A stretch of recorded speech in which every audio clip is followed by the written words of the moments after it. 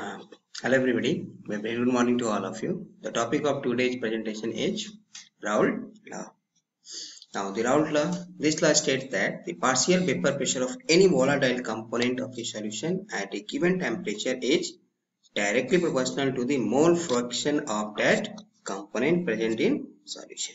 Okay? So the partial vapor pressure of any volatile matlab which can be easily converted into from liquid to vapor state of a solution at a given temperature is directly proportional to the mole fraction of that component. Mathematically, if Pi, vapor pressure of any component I, is directly proportional to its mole fraction. इस sign को हटाएंगे तो एक value आएगा that is known as Pi0. Pi0 is the vapor pressure of component I in the solution in its pure form. Okay? Thus, in a binary solution having two components, solute A and solute B, then according to Raoult's law, we can write as solution has two components, solute and solvent. Let the mole fraction of solute is XA and its partial pressure is PA. Then, according to Raoult's law, the PA is directly proportional to its mole fraction. That is, PA is directly proportional to XA. Obviously, इस sign को हटाएंगे तो PA equal to XA into PA0. Similarly, for solvent, PB is directly proportional to XB or PB equal to XB into PB0, where PA0 and PB0 are the vapor pressure of solute and solvent in its pure form. Okay? According to Dalton's law partial pressure, so total pressure P equal to PA plus PB. So PA की value XA into PA0 plus PB की value XB into PB0 और it can also be written as XA PA0 plus XB की जगह पे क्या लिख सकते हैं 1 minus XA into PB0. तो ये न्यूमेरिकल के लिए फॉर्मूला है, आगे न्यूमेरिकल भी डिस्कस करेंगे. ठीक है. सो प्योर फॉर्म का मतलब जैसे सपोज हमारे पास एक ग्लास पानी है, एक ग्लास अल्कोहल है. ठीक है. अभी हमने इन दोनों को मिक्स नहीं किया है, सॉल्यूशन नहीं बनाया है, सिर्फ प्योर फॉर्म में रखा है. तो वाटर है तो इसका कुछ ना कुछ वेपर प्रेशर होगा, that is known as PA0. Similarly alcohol हो, इथेनॉल हो, ठीक है, तो इसका कुछ ना कुछ प्योर फॉर्म में वेपर प्रेशर होगा, दैट इज PB0. अब इन दोनों को जो मिक्स करके सॉल्यूशन बनाएंगे तो उस केस में सॉल्यूशन में इसका वेपर प्रेशर वाटर का क्या मान लें PA, तो अल्कोहल का क्या होगा PB. तो ये डिपेंड करेगा उसकी मोल फ्रैक्शन की वैल्यू पे. ठीक है. सो प्योर फॉर्म का मतलब ये हुआ. Now this is the graphical representation of ideal solution कह सकते हैं और Raoult's law, solution showing Raoult law. Given XA equal to 1, no doubt XB equal to 0. फिर लास्ट वीडियो में पढ़ा था mole fraction of any components must be equal to 1. So XA plus XB equal to 1. तो यहाँ से क्या XA अगर 1 है तो XB की वैल्यू 0 होगा. देखिए XA अगर 1 है तो नो डाउट इस फॉर्मूले में रखिए इफ XA इक्वल टू 1 तो PA इक्वल टू PA0. ठीक है. तो इसलिए यहाँ से PA की वैल्यू क्या हो गया इसका PA0. Similarly when XA equal to 0 तो PA की वैल्यू क्या हो गया 0, तो XB इक्वल टू 1. तो ये वैल्यू PB इक्वल टू क्या हो जाएगा P0B, मतलब vapour pressure in its pure form. This line represents the variation of vapor pressure with mole fraction for component B. Obviously, this line represents the variation of mole fraction for component A with variation of vapor pressure with mole fraction of component A. The total vapor pressure P equal to PA plus PB. So this line represents the total vapor pressure of solution. Okay. Now ideal solution. So a solution is said to be an ideal which obeys Raoult's law at all temperature and concentration, at all range of temperature and concentration. तो जो solution Raoult's law को follow करता है उसको बोलते हैं ideal solution. The vapor pressure of each component must be equal to the product of mole fraction of that component and the vapor pressure of that component in pure form. So that is mathematically ideal solution का मतलब सीधा सीधा जो Raoult's law को follow करे. अब Raoult's law क्या था, तो Raoult's law का मतलब PA मतलब vapour pressure of any component in equal to product of its mole fraction and its vapour pressure in pure form. ठीक है. तो ये आपका एक कंपोनेंट जैसे सपोज मान लिया सॉलिड के लिए हो गया. Similarly this is for solvent. So PB equal to XB into PB0. Total vapour pressure कितना हो गया, दोनों को ऐड कर दिया, तो XA PA0 plus XB into PB0। सो राउल्ट्स लॉ को फॉलो करने का मतलब मैथमेटिकली ये क्राइटेरिया फुलफिल होना चाहिए, ठीक है। Now the ideal solution should possess the following characteristics. So characteristics or condition for a solution to be ideal. Number one, the ideal solution must obey Raoult's law over the whole range of concentration or temperature. Second, for any ideal solution, the enthalpy change on mixing is 0. That is delta H mixing equal to 0. That is thermodynamically delta H mixing equal to 0 means neither exothermic nor endothermic. मतलब temperature में कोई भी change नहीं होना चाहिए, थर्मोन्यूट्रल reaction कह सकते हैं, ठीक है। सो किसी भी सॉलिड को सॉल्वेंट में मिक्स करें तो उस केस में डेल्टा H इंथैल्पी में कोई भी चेंज नहीं होना चाहिए। Third, there will be no volume change on mixing, solid and solvent को ऐड कर रहे हैं तो वॉल्यूम में भी कोई चेंज नहीं होना चाहिए। That is volume of solution should exactly equal to the volume of solid and solvent added, ठीक है। For example just 20 ml of any solid is dissolved in 30 ml of solvent, so total volume of solution must be equal to 50, exactly 50 होना चाहिए, ठीक है। तब हम उसको बोल सकते हैं कि वो आइडियल सॉल्यूशन है। There should be no chemical reaction between solid and solvent. The solid-solid, solvent-solvent and solid-solvent interactions should be identical. This one is the very important criteria for a solution to be ideal. If solid-solvent, solvent-solvent and solid-solvent interaction बराबर है, मतलब उनकी symmetry same है, shape same है, size same है, तब उस case में वो आइडियल सॉल्यूशन बनाएगा, क्योंकि in that case delta V mixing भी 0 होगा एंड डेल्टा H मिक्सिंग भी 0 होगा, ठीक है।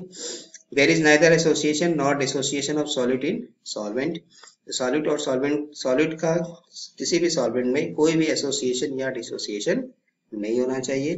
For example, benzoic acid undergoes association to form dimer when dissolved in benzene, ठीक है। So benzoic acid को जब बेंजीन में डालते हैं तो वो डाइमर बना लेता है, ड्यू टू हाइड्रोजन बॉन्डिंग हो जाती है, तो thus it is not an ideal solution, ये एक ideal solution नहीं होगा, ठीक है। सो आइडियल सॉल्यूशन करने का मतलब solutions which obeys Raoult's law, first condition कि वो राउल्ट्स लॉ को फॉलो करे।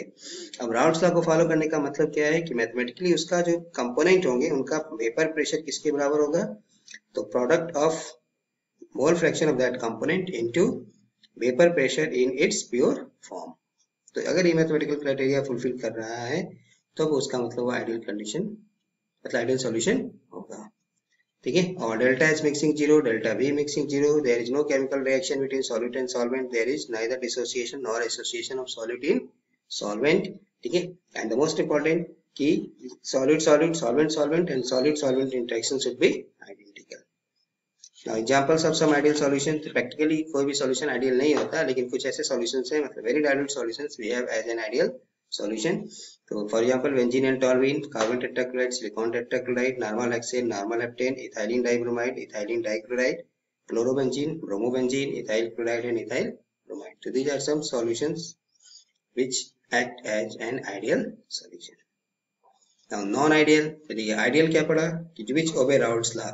तो non-ideal मतलब उसको आप रिवर्स कर दीजिए, तो ideal solution means which do not obey Raoult's law. Raoult's law को जो फॉलो नहीं करता, तो राउल्ट लॉ को फॉलो नहीं करने का मतलब vapour pressure is not equal to x into PA0, PV is not equal to, ठीक है, टोटल वेपर प्रेशर भी not equal to XA PA0 plus XB PB0। तो जो कंडीशन आइडियल का था उसको जस्ट रिवर्स कर दीजिए, तो वहां में इक्वल था, यहाँ में इज नॉट इक्वल टू, ठीक है। कैरेक्टरिस्टिक्स में क्या लिखेंगे, तो which do not obey Raoult's law, first second delta H mixing not equal to 0, मतलब यहाँ में आइदर पॉजिटिव और नेगेटिव, दो कंडीशन होगा। Delta V mixing not equal to 0, या तो वॉल्यूम बढ़ेगा या तो वॉल्यूम घटेगा। जैसे आपको बोला कि अगर 20 ml को हम 30 ml में डालते हैं तो अगर एग्जैक्टली वॉल्यूम 50 ml है तो वो हो गया आइडियल सॉल्यूशन, अगर 50 ml से कम है या ज्यादा है तो वो हो गया नॉन आइडियल सॉल्यूशन। अब उसमें भी दो केस होता है, अभी आगे डिस्कस करेंगे, ठीक है। कोई ना कुछ केमिकल रिएक्शंस होते होंगे, solute solvent interaction is no longer equal to that of solute और सॉल्वेंट सॉल्वेंट इंटरेक्शन, ये तीनों आपस में बराबर नहीं होगा, ठीक है। For example HCl water methyl alcohol, water ethyl alcohol, acetone chloroform etc. So ideal means which obey Raoult's law, non ideal means which do not obey Raoult's law. वहां भी सब कुछ इक्वल टू 0 था, यहाँ में नॉट इक्वल टू, ठीक है। Non ideal solutions में फिर दो केस आ गया, ठीक है। सो एक को बोलते हैं positive deviation from Raoult's law, second हो गया negative deviation from Raoult's law. देखिए पॉजिटिव डेविएशन, तो पॉजिटिव कहने का मतलब डेल्टा एच मिक्सिंग क्या लिखेंगे, greater than zero, that is the thermodynamically delta H mixing greater than zero means endothermic, ठीक है। अगर किसी सॉलिड को मान लीजिए किसी सॉल्वेंट में डाल रहे हैं, टेम्परेचर क्या हो रहा है, कम हो रहा है, डेल्टा एच पॉजिटिव आ रहा है, तो पॉजिटिव होने का मतलब हीट को एब्जॉर्ब कर रहा है, तो उस केस में कौन, what is the nature of solution, तो it's so positive deviation from Raoult's law, that is non ideal obviously, and then non ideal में कौन सा केस आएगा, पॉजिटिव डेविएशन, ठीक है। तो नेगेटिव डेविएशन के लिए क्या लिखेंगे, delta H mixing less than zero, that is process is exothermic, heat को वो निकालेगा, इवॉल्व करेगा, ठीक है, रिलीज करेगा। अगर हीट निकल रहा है तो इस केस में क्या हो गया, delta H mixing less than zero, thermodynamically negative, तो हो गया negative deviation from Raoult's law, ठीक है। चलिए delta V mixing should be greater than zero, so that is volume of solution is greater than volume of solute plus volume of solvent, ठीक है। सो positive deviation का मतलब क्या हुआ कि डेल्टा वी मिक्सिंग ज्यादा है, जैसे 20 ml को 30 ml में डाला तो अब वॉल्यूम कितना आएगा, 50 ml से ज्यादा, तो अगर 50 ml से ज्यादा आ रहा है तो उसको क्या बोलेंगे, positive deviation from Raoult's law, ठीक है। देन सेकंड पॉइंट यहाँ negative deviation, if delta V mixing is less than zero, मतलब volume of solution is less than volume of solute plus volume of solvent, जैसे 20 ml को अगर 30 ml में डाल रहे हैं तो वॉल्यूम कितना आएगा, 50 ml से कम आएगा, तब उसको बोलते हैं नॉन आइडियल सॉल्यूशन, मींस उसमें कौन सा आएगा, negative deviation from Raoult's law, ठीक है। Third point, according to Raoult's law the total vapour pressure for positive deviation तो greater than PA plus PB और दिस वैल्यू, ठीक है। तो वेपर प्रेशर यहाँ में एक्सपेक्टेड वैल्यू से ज्यादा आएगा, वेपर प्रेशर नेगेटिव पे लेके आएगा, एक्सपेक्टेड वैल्यू से लेस देन होगा। मोर स्केपिंग टेंडेंसी, मतलब solid solid, solvent solvent and solid solvent interaction जो था यहाँ पे, सोचिए पॉजिटिव के लिए क्या होगा, लेस देन, ठीक है। सो लेस देन होने का मतलब कि अगर सॉलिड सॉलिड जो इंटरेक्शन था उस सॉलिड को हमने जब सॉल्वेंट में ऐड किया तो जो इंटरेक्शन जो पहले सॉलिड सॉलिड मॉलिक्यूल में था उससे कम इंटरेक्शन उसको सॉल्वेंट में मिल रहा है, इसलिए उसकी स्केपिंग टेंडेंसी ज्यादा होगी। स्केपिंग टेंडेंसी ज्यादा होने से इसका वेपर प्रेशर ज्यादा होगा, वेपर प्रेशर ज्यादा होने से क्या होगा, जो हम जितना प्रेशर एक्सपेक्ट कर रहे थे उससे वैल्यू ज्यादा ही आएगा, ठीक है। इसलिए इसको बोलते हैं पॉजिटिव डेविएशन, क्योंकि इसमें फोर्स ऑफ अट्रैक्शन पहले से कम हो गया, पहले से कम हो गया तो इसका मूवमेंट क्या होगा, ज्यादा होगा, मोबिलिटी ज्यादा होगी, फोर्स ऑफ अट्रैक्शन कम होगा, तो ठीक है। इसी को बोलते हैं मोर स्केपिंग टेंडेंसी, वो फ्रीली मूव करेगा, फ्रीली मूव करेगा तो वेपर प्रेशर एक्सपेक्टेड वैल्यू से भी ज्यादा आएगा, ठीक है। Negative deviation, so solid solvent interaction is greater than solid solid और सॉल्वेंट सॉल्वेंट इंटरेक्शन। तो नेगेटिव केस में क्या होगा, फोर्स ऑफ अट्रैक्शन, जैसे सपोज हम सोच रहे थे कि यहाँ तक वॉल्यूम आना चाहिए, ठीक है, लेकिन इसमें फोर्स ऑफ अट्रैक्शन ज्यादा है, सॉलिड को जैसे हमने सॉल्वेंट में ऐड किया तो solid solvent interaction greater than solvent solvent और सॉलिड सॉलिड इंटरेक्शन, तो ज्यादा होने से क्या होगा, उसको अपनी तरफ खींचेगा, जब खींचेगा उसको अपनी तरफ तो उसका मूवमेंट क्या होगा, कम होगा। तो जो हम सोच रहे थे कि वॉल्यूम इतना आना चाहिए, प्रेशर इतना आना चाहिए, उससे वैल्यू उतनी ही कम होगी, इसलिए इसको बोलते हैं नेगेटिव डेविएशन, ठीक है। Example, so water plus methanol, water plus ethanol, acetone plus benzene, acetone plus carbon disulphide. यहाँ में water plus nitric acid, water plus HCl, acetone plus chloroform, acetone plus aniline. तो देखिए कैसे समझेंगे कि कौन सा सॉल्यूशन आइडियल है, कौन सा सॉल्यूशन नॉन आइडियल है, उसमें पॉजिटिव है या नेगेटिव है। तो ऑब्जेक्टिव इस तरह का क्वेश्चन मिलता है। तो एक तो पहले आपको बोला डेल्टा एच के हिसाब से कि अगर मान लीजिए थर्मो न्यूट्रल है, ठीक है, तो उस केस में क्या होगा, आइडियल। अगर delta H greater than zero है मतलब इंडोथर्मिक है प्रोसेस, तो नॉन आइडियल।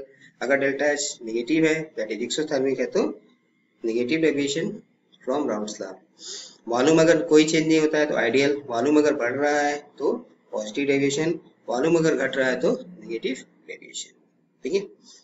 नाउ इनका graphical representation, pressure composition curve for non ideal solution showing positive, देखिए डॉटेड वाला जो दिखाया आइडियल है, जो पीछे डिस्कस किया, तो इससे क्या होगा, वैल्यू हमको ज्यादा आएगा, ज्यादा आने का मतलब कर्व कहाँ से जाएगा, सब ऊपर से जाएगा, ठीक है। नेगेटिव डेविएशन कहेंगे तो हर चीज क्या आएगा, लेस देन, मतलब जो एक्सपेक्टेड वैल्यू है डॉट डॉट डॉट डॉट वाला, सो आइडियल बिहेवियर, तो उससे हमको वैल्यू कम ही मिलेगा, ठीक है। तो ये था Raoult's law, ideal solution, non ideal solution, non ideal में पॉजिटिव और नेगेटिव। एक को याद रखिए कि सब कुछ इक्वल टू जीरो तो आइडियल, नॉन आइडियल पूछेगा तो नॉट इक्वल टू, ठीक है। सो नेक्स्ट लेक्चर में इस पे न्यूमेरिकल